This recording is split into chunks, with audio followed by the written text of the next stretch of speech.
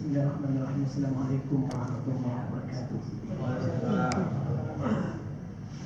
Alhamdulillahirabbil alamin alladzi anzala as-sakinata fi qulubil mu'minin liyazdadu imanan ma'a imanihim wa lillahi mulku as-samawati wal ardi wa kana Allahu 'aliman hakiman.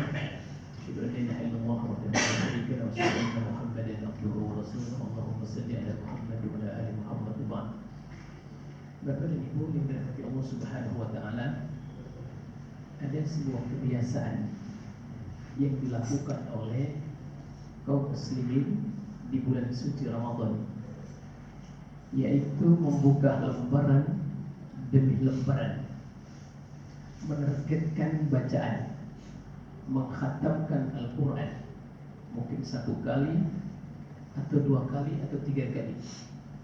Dan setiap bacaan Al-Quran itu akan mendapatkan ganjaran dari Allah Subhanahu wa ta'ala. Nabi Sallallahu Alaihi Wasallam tidak mengatakan bahwa alif lam mim itu 1 huruf, walakin alif itu harfun, wa lamun harfun, wa mimun harfun. Artinya alif lam mim itu kita akan mendapatkan 30 kebaikan.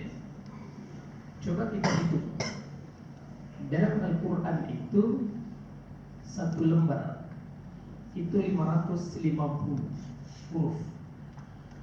550 dikalikan dengan 10 kebaikan, 5.500 kebaikan.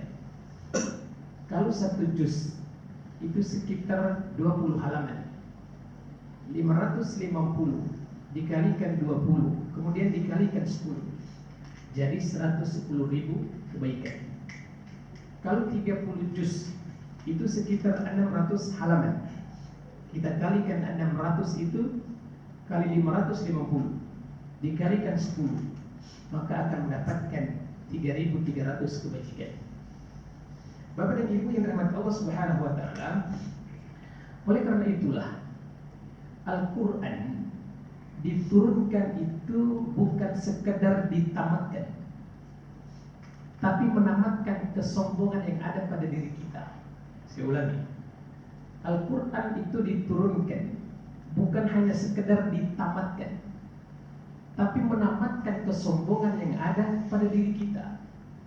Al-Quran itu bukan hanya sekedar dihafal, tapi kita menghafal batas-batas syariatnya Allah Subhanahu wa ta'ala, agar kita tidak melampaui batas-batas itu. Oleh karena itulah, Bapak dan Ibu yang dirahmati Allah Subhanahu wa ta'ala, jadikan Al-Quran itu sebagai cermin kehidupan. Kalau kita keluar rumah misalkan di pagi hari, kita kan ngaca, kita bercermin, melihat baju kita, melihat wajah kita. Ada wajah kita, mungkin ada kotoran di sini, kita bisa bersihkan. Dan cermin itu tidak mungkin bohong, tidak mungkin dusta. Sama halnya dengan Al-Quranul Karim. Bagaimana caranya agar kita menjadikan Al-Quran itu sebagai cermin kehidupan? Bapak dan Ibu yang dirahmati oleh Allah Subhanahu wa ta'ala, ketika kita membaca ayat Al-Quran tentang orang-orang yang muttaqin, orang-orang yang bertakwa kepada Allah Subhanahu wa ta'ala, kita cermin diri kita.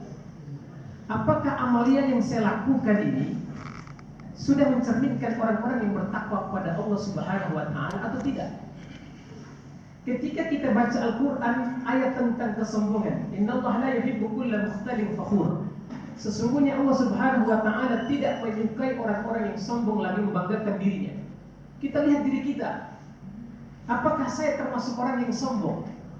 Kalau kita membaca Al-Quran kemudian bertemu dengan ayat-ayat tentang surga, apakah amalia yang saya lakukan selama ini memasukkan saya ke dalam surga atau tidak? Kalau kita baca Al-Quran tentang ayat-ayat tentang neraka, maka kita bercermin, jangan-jangan amalia yang saya lakukan ini menjerumuskan saya ke dalam neraka Allah Subhanahu wa ta'ala. Ketika kita membaca tentang ciri-ciri orang munafik, innal munafiqina yukhadi'una Allah wa huwa khadi'uhum wa idza qamu ila sholati qamu kusala yura'una an-nas wa la yadhkuruna Allah illa qalila.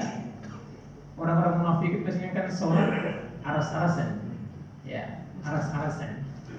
Kalau surat panjang itu mungkin banyak komentar.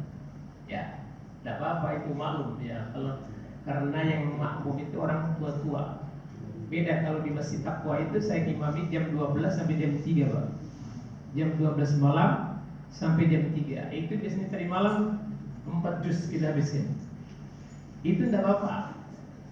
Karena itu orang khusus, Pak.